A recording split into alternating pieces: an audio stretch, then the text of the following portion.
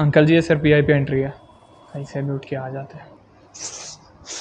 बाबूचा का मारी कंपनी च एकदम गेलो। इसके पास इतना पैसा कैसे? ये बबूचक बनने की कहानी शुरू होती है 19th सेंचुरी के एंड में, जहाँ ब्रिटिशर्स एक रेलवे बनाना चाहते थे, इंडिया में नहीं बल्कि इंडिया से 5500 किलोमीटर दूर अफ्रीका के अंदर। लेकिन लोकल अफ्रीकन्स को रेलवेज कैसे बनाना इसका कोई एक्सपीरियंस नहीं था, इसीलिए ब्रिटिशर्स ने 32,000 से ज़्यादा इंडियंस को अफ्रीका भेजा और मोस्टली ये लोग थे गुजरात से। लेकिन ये लोग माने क्यों अफ्रीका जाने के लिए? आप सोचिए, आपके पास 2 टाइम का खाना नहीं है, कोई जॉब नहीं है और उसी टाइम आपको कोई बोले कि हम आपको ठीक ठाक पैसा दे देंगे और ये जॉब रख लो। ठीक जैसा आप सोच रहे हैं वैसा ही गुजराती ने सोचा और वो इंडिया से अफ्रीका चले गए। वो प्रोजेक्ट तो खत्म हो गया पर 7,000 से ज़्यादा इंडियंस युगांडा में सेटल हो गए। इनिशियली किसी ने मजदूरी करी तो किसी ने क्लर्क की जॉब करी। एक्चुअल में गुजराती लोग ब्रिटिशर्स के भी बहुत पहले से युगांडा और अफ्रीका के बाकी कोस्टल एरियाज के अंदर बिजनेस एक्सपोर्ट किया करते थे और उसी के साथ साथ कभी लोन पर पैसे दिया करते थे, तो उन्हें अफ्रीका और वहाँ के बिजनेस दोनों की बहुत अच्छे से समझ थी। धीरे धीरे गुजराती लोगों ने युगांडा के अंदर किराने की शॉप्स ओपन करी और इकोनॉमिकली थ्राइव किया, और जो फैमिलीज उतना अच्छा परफॉर्म नहीं कर पा रही थी इस टाइम पर, उनके लिए कम्युनिटी फंड्स बनाए ताकि वो भी अपना बिजनेस सेटअप कर पाए और कुछ अर्न कर पाए। ऐसे ही 1960s आते आते युगांडा की जीडीपी हर साल 5% से ग्रो करने लगी। युगांडा की हर एक मेजर सिटी इंडियंस के हाथ में थी और ये डोमिनेंस ऐसे ही नहीं आई थी, बल्कि जो गुजराती लोग हैं उन्होंने बहुत ज़्यादा बेसिक स्किल्स के ऊपर फोकस किया, लाइक अकाउंटिंग, एंटरप्रेन्योरशिप, एजुकेशन, घर का काम कैसे देखना है, उसके साथ साथ बच्चों को कैसे पढ़ाना है, ये सब कुछ। लेकिन ये सब कुछ इतना सिंपल नहीं था। युगांडा में कुछ बहुत बड़ा होने वाला था। गुजराती लोगों की लाइफ नर्क बनने वाली थी। आखिर क्या होने वाला था युगांडा में? आज़ादी आज़ादी आज़ादी। बाबू एनिवर्सरी भूल गया ना? ए, तुमको क्या चाहिए? आजादी चाहिए, आजादी। हाँ ले लो।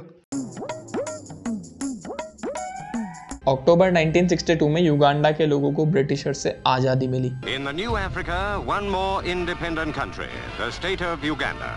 ये चीज़ जितनी अच्छी हो सकती थी ये उतनी ही बुरी होती गई, क्योंकि युगांडा के अंदर जो पॉलिटिकल इंस्टेबिलिटी थी वो बढ़ती ही जा रही थी। और इसी टाइम में एक ईदी अमीन नाम का ब्रिटिश ट्रेंड सोल्जर था जो कि मिलिट्री हीरो के जैसा था वहाँ के लोगों के लिए।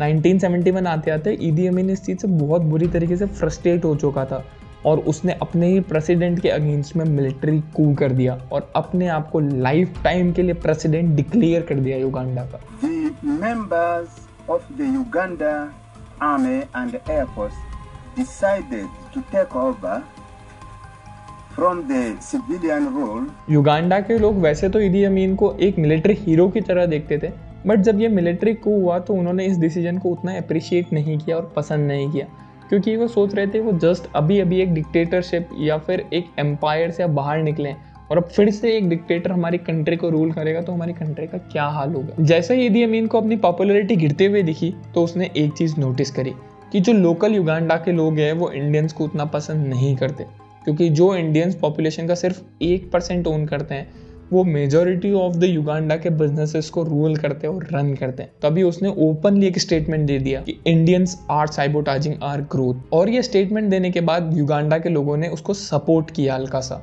इस स्टेटमेंट के बाद ईदी अमीन को समझ आ चुका था अगर उसे अपनी पॉपुलैरिटी बढ़ानी है तो उसे इंडियंस के अगेंस्ट में कुछ एक्शन लेना होगा, और तभी अगस्त 1972 के अंदर उसने एक बहुत बड़ा डिक्लेरेशन डाल दिया कि जितने भी इंडियंस है वो 90 डेज के अंदर अंदर युगांडा छोड़ दें।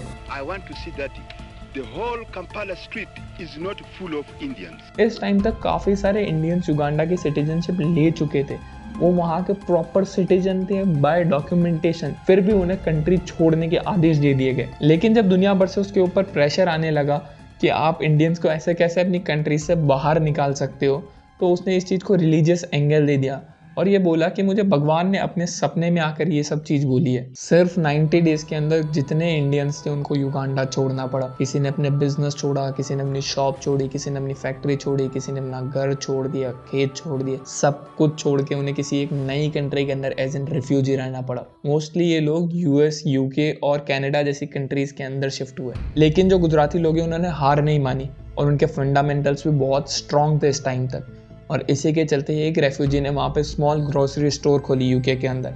आज वो पटेल ब्रदर नाम का एक जाइंट बन चुका है। एक रेफ्यूजी ने कनाडा के अंदर 5 साल के अंदर अंदर एक IT बिजनेस खोल दिया। वो लोग इतना ग्रो इसलिए कर पाए क्योंकि उनके बेसिक फंडामेंटल्स बहुत क्लियर थे, जैसे कि उनकी एंटरप्रेन्योरशिप और लीडरशिप क्वालिटी। भाई इधर पर ये लोग इंडिया वापस क्यों नहीं लौटे जहाँ पे ओरिजिनली बिलोंग करते थे? देखो यार, इंडिया भी जस्ट अभी इंडिपेंडेंट हुआ था 1970s तक, और अपने यहाँ की लिविंग कंडीशन और पैसा बहुत अच्छे नहीं थे। वहाँ के जो लोकल गुजराती थे उन्होंने डेवलप्ड कंट्रीज में जाने का सोचा जहाँ पे उनको बेटर लिविंग कंडीशन मिल जाए और जो है पैसा भी ज़्यादा मिल जाए। जो बिजनेसेस और प्रॉपर्टी गुजराती लोग युगांडा में छोड़ कर गए थे, कस्टोडियन बोर्ड ने उन सबको सीज कर लिया और उन सबको युगांडा के लोकल लोगों को दे दिया ऐसे ही फ्री के अंदर। बट सिंस युगांडा के लोगों को कोई आइडिया नहीं था कि बिजनेस कैसे रन करते हैं, सप्लाई चेन कैसे देखते हैं, प्राइसिंग कैसे देखते हैं, डिमांड सप्लाई को कैसे मैच करते हैं, ये बिजनेस धीरे धीरे बंद होने लगे। ऐसे ही एक टाइम के बाद में मार्केट के अंदर राशन की कमी होने लगी, लोग भूखे सोने लगे, इन्फ्लेशन जो थी इस टाइम तक आसमान छूने लगी। जो ईदी अमीन का लोगों में पॉपुलैरिटी बढ़ाने का जरिया था वो अब गुस्सा बढ़ाने लगा, और इसी चीज से ध्यान डाइवर्ट करने के लिए ईदी अमीन ने 1979 के अंदर तंजानिया पे वॉर डिक्लेयर कर दी।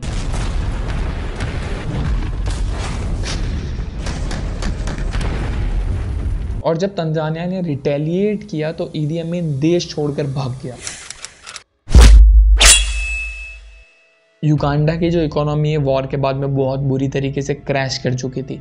जो बचा कुचा पैसा था वो वॉर के अंदर चला गया था, और जब देश को रिबिल्ड करने की बात आई तो युगांडा के टॉप लीडरशिप को समझ आ चुका था कि हमारी इकोनॉमी को रिबिल्ड करने के लिए गुजराती लोग कितने इम्पॉर्टेंट है अगर हमें हमारी इकोनॉमी को आगे बढ़ाना है तो। इसीलिए युगांडा ने फिर से गुजरातीज को इनवाइट किया अपनी कंट्रीज के अंदर, लेकिन अब तक ट्रस्ट टूट चुका था। गुजरातीज को बेटर डेवलप्ड कंट्रीज में रहने की आदत लग चुकी थी, बेटर लिविंग कंडीशन की आदत लग चुकी थी, इसीलिए सिर्फ कुछ हजार लोग ही वापस आए। हटो रे, अंदर जाऊँ रास्ता दो। एंट्री नहीं अंकल जी, VIP ओनली। डोबा हमारा बाप ની કંપની છે। बाबूचा मारी कंपनी से एकदम गेलो। इवन आज ये सारे ट्रेजिक इंसिडेंट्स होने के बाद भी जो गुजराती लोग हैं वो युगांडा के मेजर प्राइवेट सेक्टर को ओन करते हैं। उनकी GDP जो एक टाइम पर डूब चुकी थी आज वो 5% से ग्रो कर रही है हर साल, और ये सब हो पाए गुजरातीज की वजह से। Madhvani industries, Mukwano group, Mehta group, ये जितने भी लीडिंग बिजनेस ग्रुप है युगांडा की, सब गुजराती लोगों ने ओन करे हुए हैं। और इवन जो युगांडा का रिचेस्ट पर्सन है सुदीप रुपरेलिया, वो भी एक गुजराती है। आपको क्या लगता है अगर वो इंडियंस UK और US की बजाय इंडिया में आते तो क्या आज इंडिया एक नई हाइट्स पर होता? आपके जो भी थॉट्स है कमेंट्स के अंदर मेरे साथ शेयर करो और लोगों तक भी पहुंचाओ। तब तक के लिए जय हिंद, वंदे मातरम।